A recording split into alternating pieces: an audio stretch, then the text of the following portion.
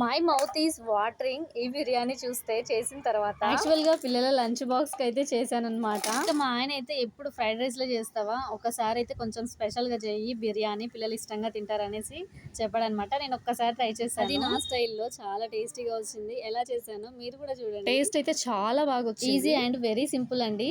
చేసే విధానం చూపిస్తే ముందుగా ఒక చిన్న సైజు మాదిరి కుక్కర్ అయితే పెట్టేసుకున్నాను. దాంట్లో ఆయిల్ వేసి అలా అప్పుడే దంచుకున్న మసాలాని, గరం మసాలాని అందులో వేసేసాను ఆయిల్ లో.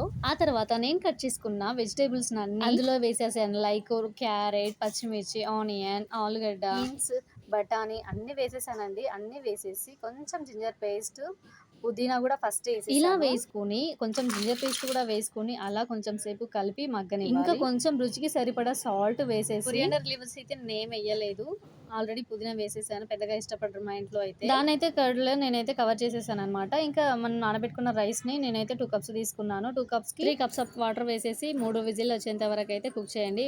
వేడి వేడిగా రెడీ అవుతుందండి బిర్యానీ అయితే. Please like